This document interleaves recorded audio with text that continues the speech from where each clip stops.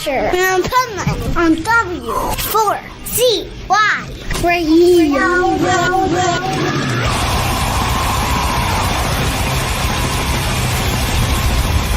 Your psycho disposition is clouding over me.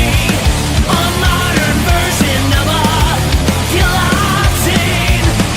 It must be so rewarding. This is the Pipeman here on the Adventurous Pipeman W4CY Radio. Fresh back from Welcome to Rockville in Daytona, Florida. As you can tell, I lost my voice, but no rest for the wicked because we're back with a killer band that we need to interview that was not at Rockville, but I'm going to tell Danny Wimmer in this interview that he needs to put them on Rockville next year. Yeah, thank you. So let's welcome to the show John from Living Wreckage. How are you? I'm great. How about you? Oh, phenomenal, except I can't speak at all. And that's kind of hard. It's kind of hard when you're a radio person to not be able to speak, you know, but you had a good time. So that's all that counts. I always have a good time at the festivals. Like, here's my viewpoint about music. If you're a musician or have any part of music and you're not having a good time, it's the wrong industry to be in, because most everything else besides the fun of being at the show or playing the show pretty much is not fun. Yeah, the traveling sucks, but the show is what makes it all worth it. But those Danny Wimmer festivals, I've done a handful of those with Anthrax and Shadows Fall, and they're awesome. Right? It's a fun time. And they're only getting bigger and better. Yeah, I hope someday Living Wreckage gets to do it, because I just love doing those. Yeah, and you know what? I love hearing that, because I've been doing the festivals since the very beginning, and I do all of them.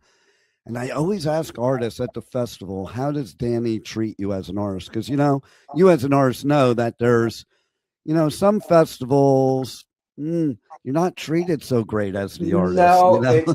Some of those festivals, you know, you have Sandy Can, and maybe not the best catering backstage, and maybe it's not that comfortable, but Danny Wimmer's fest, they're always comfortable, and it's all good.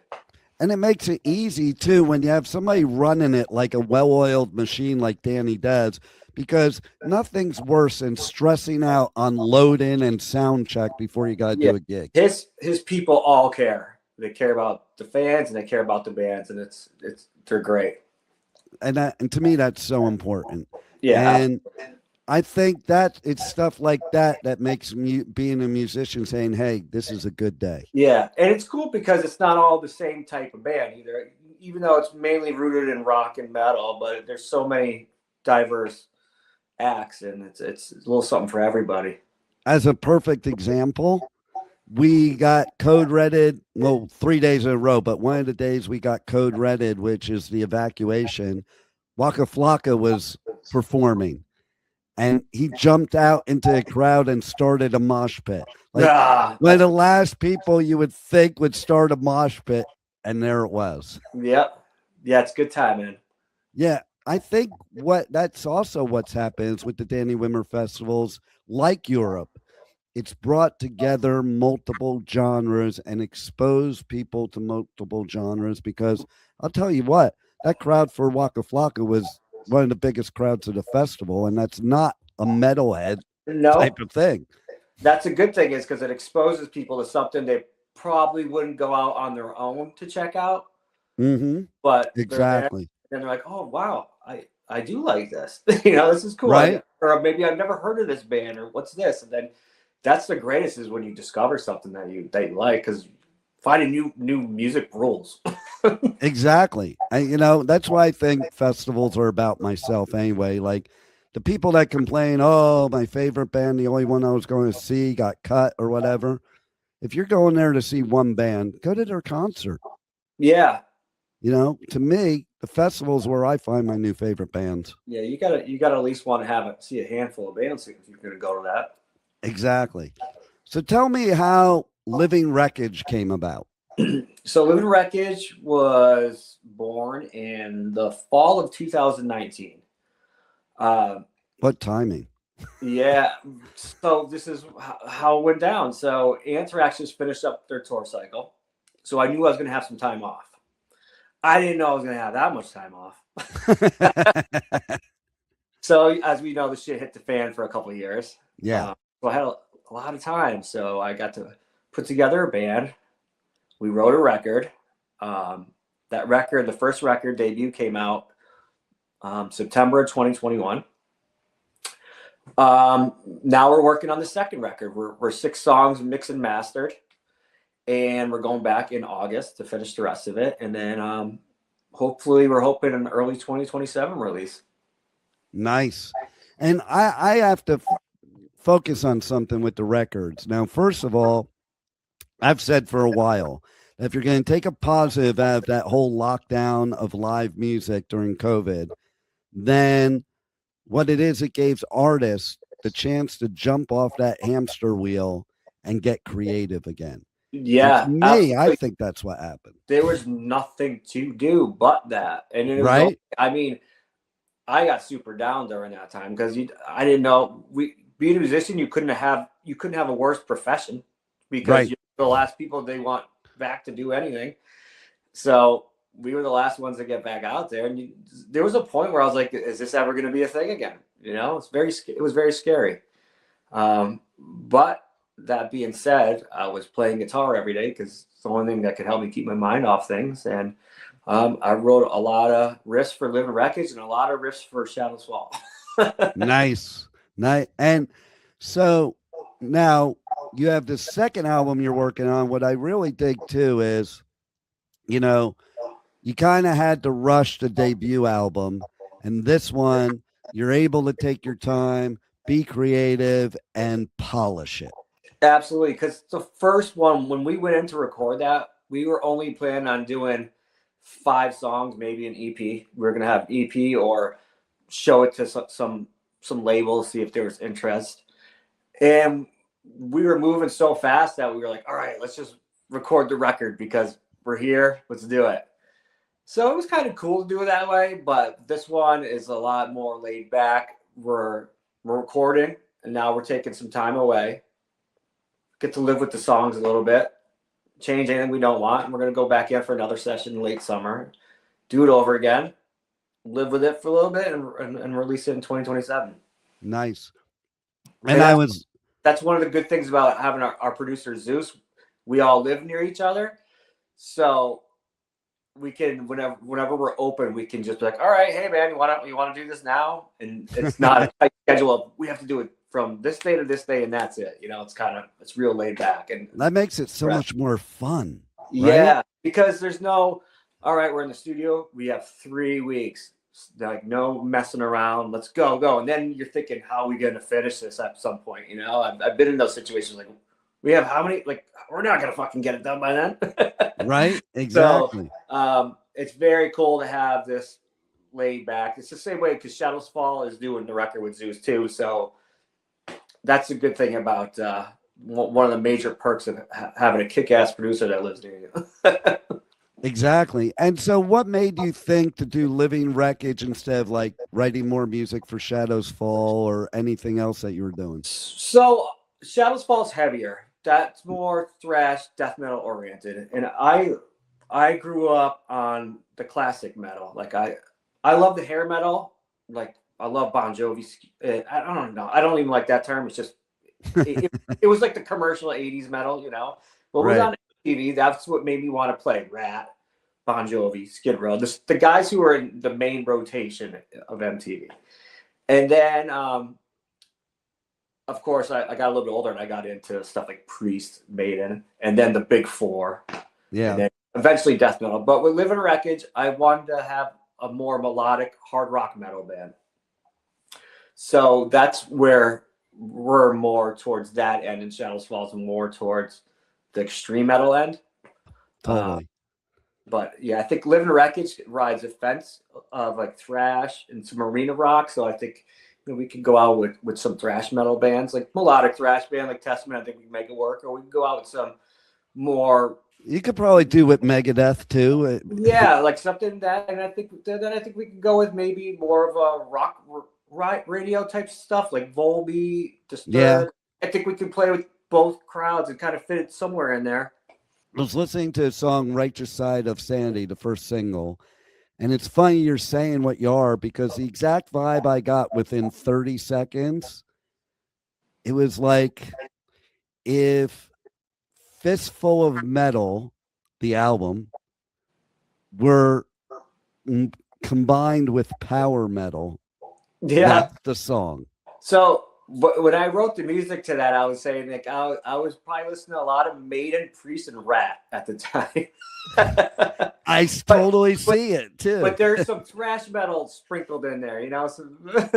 It definitely had I'm an old school thrash metal head. I was at Slayer and Metallica's first show ever. Yeah. So, you know, and funny story that I say about the power metal thing. That first Metallica gig, Mustaine gets off the stage and he starts talking to me. I'm like 13, I think. And he hands me this business card. Like, everybody asks me nowadays, do you still have it? No, I was 13. I was like, what the fuck is this? And throw it away. But right. But it said Metallica power metal Dave Mustaine, because there was no thrash name. Yeah, nobody named it yet. Yeah, exactly. So it's like, it's kind of funny to think of Metallica being considered power metal. Yeah. But then I listen to this song and I can see it, because that's what I heard was power thrash. I like that. So I would say what Live in Wreckage is it's like 80s, 90s, early 2000s metal, hard rock mixed all together. But the thing is, all the vocals are mostly melodic. There's some screams in there, but we wanted to make sure, or when we started the band, we were going to get a melodic singer. And you know what? That is something funny enough, that I have the big four that would describe Belladonna.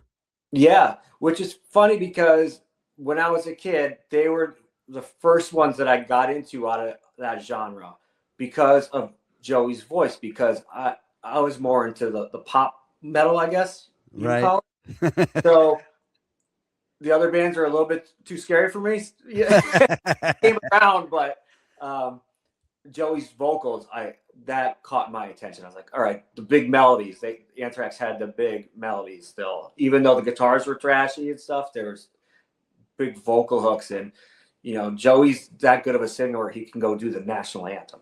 You know, no doubt, he's a singer. Exactly, like he goes and does his Journey thing, and yeah, you know, like, so that's what I definitely wanted when we were starting this band. Like, I want a singer, like a guy who would be able to do the national anthem, but you know, he's a rock singer, has some balls to, you know. And what's cool about your music is, I find nowadays with the heavier extreme music, there is no real diversity to it. Like if you take a lot of them that have no blending of genres and go into micro genre, they all sound the same, like they're using a formula to make metal music. It can be hard. It's like, to me, a lot when I'm listening to a lot of the newer stuff, it's hard for me to say who's who, because I can't. And I was never like that. That's that. And I also like bands. It's my favorite stuff is like when you hear the chorus the second time, you got it. Right. You know, the song's there. So totally. I like try to go for that. Like if you can remember the chorus after the second time, you did something right. There you go. I love it. And like, okay, so I remember back in the 80s, you know, people used to say, oh, that stuff sounds the same. And I used to argue with them because it didn't. Yeah. Now I'm like on that group. To me, all those singers in the 80s, like you could tell who they were as soon as they started singing. Like any of the big four, you know right away which band it is as soon as exactly. I talk about that all the time. Or even all the commercial 80s bands, you know, like Axl Rose, Bon Jovi, Sebastian Bach, they all, you know who they are as soon as they start singing. Well, that's like when you take some of those bands and put a different singer, it's not that band, in my opinion. Like you take Motley Crue, okay? Yeah. When they had Karabi, you know, he's good, but he's not Motley Crue. Like Vince Neil is the sound of Motley Crue, even with a bad voice. It's still it's hard to replace the singer, because that's what you get used to. That's the hardest person to change it. And to me, sometimes some bands pull it off, but I don't know. I don't know. That's a hard one. Very few do though. Like even unpopular opinion. But you know, Armored Saint's one of my favorite bands, and I love John Bush. I'm not into him being Anthrax's singer. Like to me, and like I heard Neil originally, but to me, most of the time, that was just one album. It was Joey, and that was the sound of Anthrax. Yeah, when you get used to something, it's hard to change your way of thinking. What one band that I love both, and I can't decide. Like I go back and forth. Well, Kill Switch. No, Van Halen. Oh, see, I'm a total David Lee Roth person. I love both, and it just depends what mood I'm in. Like sometimes I like that more polished. Well, melodic. I like Sammy Hagar as a musician, as a vocalist, but you know, I know all like some Van Halen fans are like, you fucking like idiot. I'm from the beginning of Van Halen, and like David Lee Roth, he was just such a character. You know? Like, I know he's one of the best. And then I also love David Lee Roth, Eat 'Em and Smile. I thought that was an unbelievable record because that holds a certain place for me.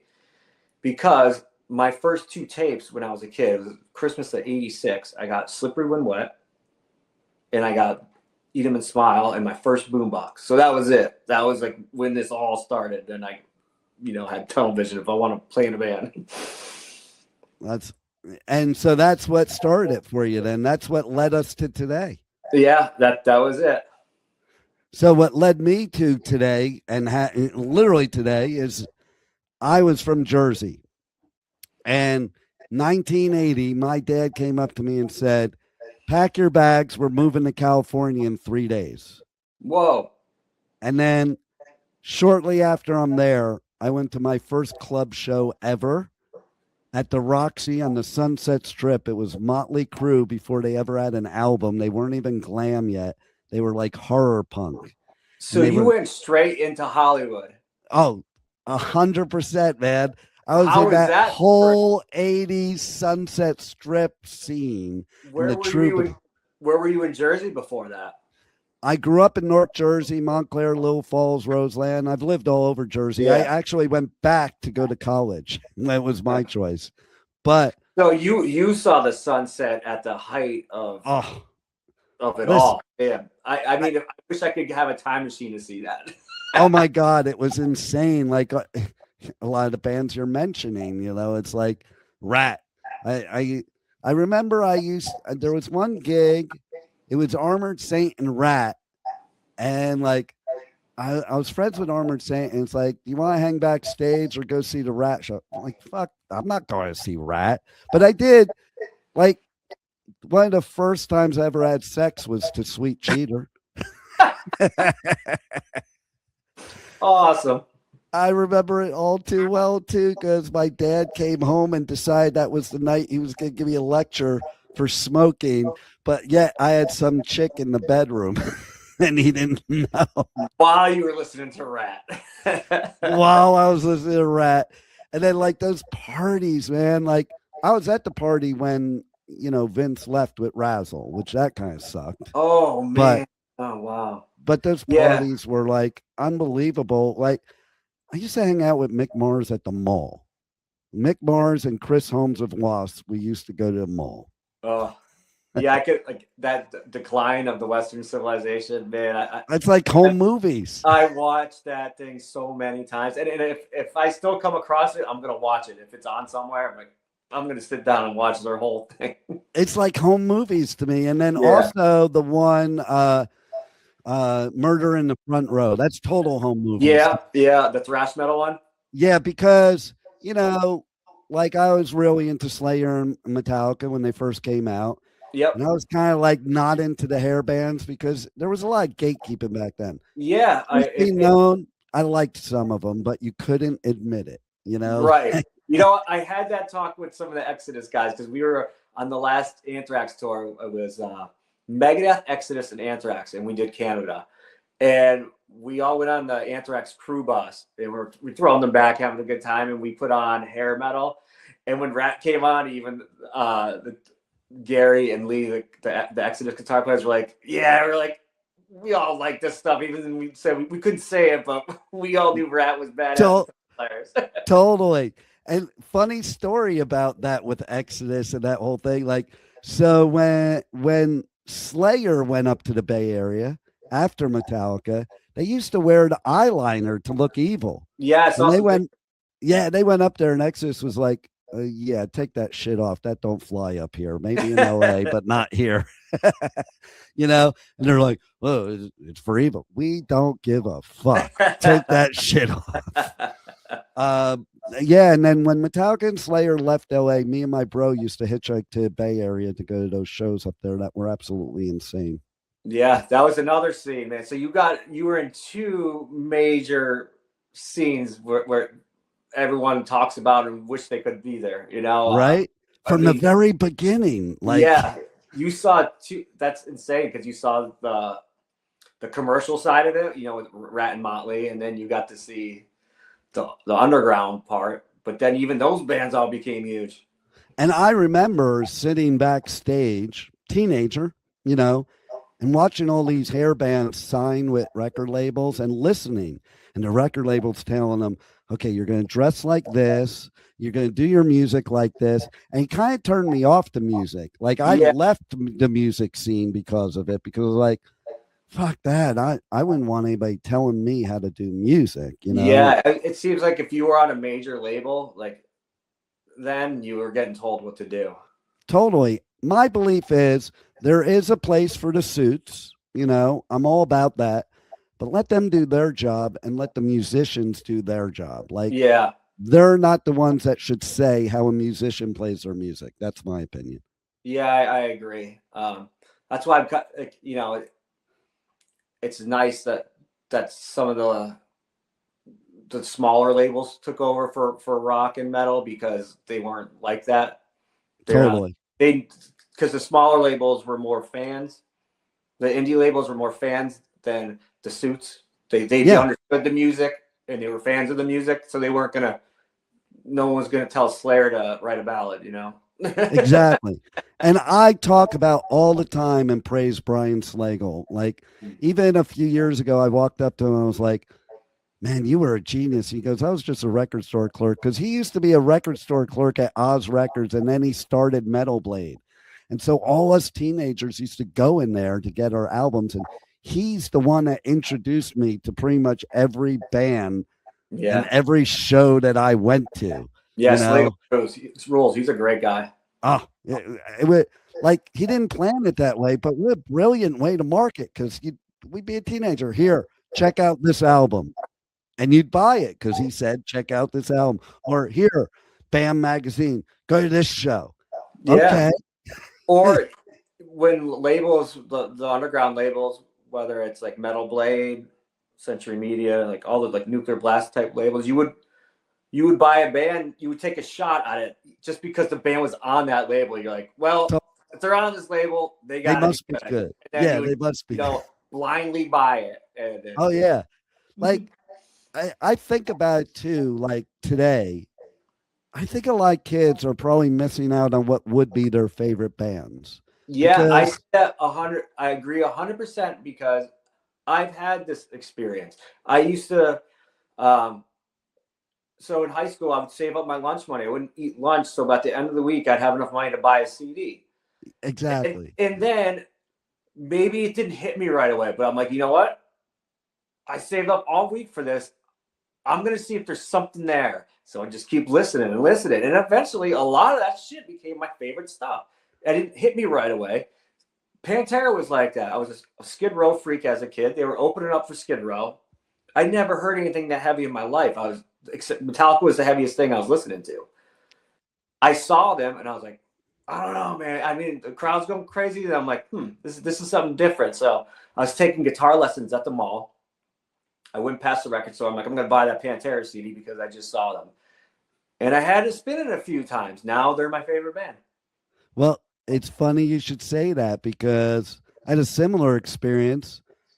when I bought Back in Black, Mhm. first of all, I was a Bon Scott fan anyway, but I didn't like that album when I first listened to it. But you paid your good money that you worked your ass off Yeah, to get your $7 or whatever, and so you would listen it over and over again because you weren't going to waste your money. yeah. And then I plus, loved it. and plus, there wasn't 700,000 records coming out that day. Like now, it's just like, well, if sometimes you don't even get through half of the first song, and you don't even give it a chance because you're on to like, what else can I get? And you can have it like that. Well, I think of some of my favorite songs ever. Mhm. If I were in this generation, I would never listen to the song because like you take Battery by Metallica. I Mhm. would listen to the first 10 seconds and like, what the hell is this? And then go to the next track. But then if you waited a few seconds, Yeah. Think Think and about all those songs with those long intros that like yeah, have like a 10.5 intro until the vocals come in, that you would like, people would have just been like, next. exactly. And I think of too when, one of my favorite songs, Fast as a Shark. Like Right on. that beginning, you know, and it's funny. So the former guitarist Spitz is a good friend. Is a good friend of mine, Mhm. and he told me straight out. He goes, "We all sat around when that song came out, and we were like, oh my god!" And the big four, all deemed that the first thrash metal song ever. I've heard them all talk about that. Yeah. And I have a story too that's wild about that song because so I went to see Ozzy with Randy Rhoads. Oh. Yeah. It was on New Year's Eve, right before he died. And I lied to my dad, told him I was sleeping at my friend's house. My friend lied to his parents, say he was sleeping at my house. You do Yeah. that. And then we went to a show. And then we got back at like, I don't know, 2 a.m. or whatever. So I lived in Lake Lindero in Agora, where there was a hill in my backyard that went down to the lake. So we just went to the bottom of the hill by the lake. So if my dad woke up, he wouldn't see me, but we were still at my house. My next door neighbor comes out and I'm like, oh, fuck. And she goes, hey, boys, were you just at the Ozzy show? Because she saw us wearing the shirts and stuff. And we're just like, yeah, we thought we were busted. She goes, hold on. Don't move. Famous last words that you think you're busted. I want to get my husband. Husband comes out. He invites us up to the house. He had a studio in his house, wall to wall cassette tapes, and turned out he was Ozzy's promoter. Like, what are the chances? Holy shit.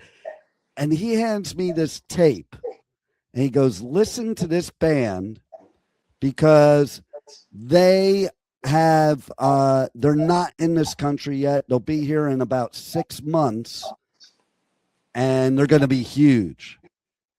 And it was that Restless and Wild CD. Oh, wow.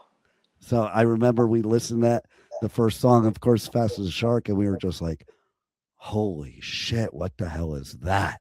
Yeah, that's awesome. That's a great story. Right? That's the 80s. There's lots of great stories. If you remember them all, that's a whole nother story because of all the debauchery. Especially the 80s, yeah. No doubt. So tell everybody how they can reach out to you on socials, on the web, get the album, check everything out. Yeah, Live in Wreckage and myself. I'm on Facebook and Instagram. The new single, I would say if you like classic metal, thrash, and check out Live in Wreckage, new single, Righteous Side of Sanity. And help us spread the word. We need the help. Well, I'm glad to spread the word because everybody's got to listen to that song. It is badass. Oh, I'm a gamer. So I really love that the single is to be featured on Sound System. So that's really freaking cool. That's why we put out a single right now. I mean, because we put it out ourselves, a standalone single, because the Sound System game, there's already people demoing the game on YouTube. Nice. So the song was out there. I'm like, we better get the real version out there because the gaming one has all the like ping, ping, ping, ping, all over it. I'm like, I don't want people to think that That's the song. We kind of rushed and put out the single just so people can hear it. And plus, we were excited to get some kind of new music out there. So let people know we're still working. Totally. Well, I love it. And I also have the utmost respect for any musician that can change gears to working in multiple bands and multiple genres. Like yeah, that's a true musician. So all I do is sit around and riff. Nice. I love it. That's how to do it. That shows that you absolutely are a musician, that you love it. Love it. I'm a lifer. There it is. Well, thanks a lot for giving us some more great music, and thanks for being on the Adventures of Pipeman. Thank you, man. Hope your voice feels better. Yeah, I got another interview after this. It'll feel better just in time, maybe, to go to download in a couple weeks. Or actually, nice. I'm doing Milwaukee Metal Fest too. Okay, yeah, I leave for Europe Monday with Anthrax, and we're doing all the festivals out there. So nice. Yeah, I normally do Hellfest. I'm not doing it this year because my son wanted to do some Father's Day thing. But I love the European festivals and the UK festivals. You guys should play at Bloodstock too. We have. I love that festival. Yeah, maybe next year. There you go. All right, well, take it easy, brother. And all right, take care, anytime you need a promotion, just let me know. Thank you so much. You got it. Yeah, bye. Bye. Thank you for listening to the Adventures of Pipeman on W4CY Radio.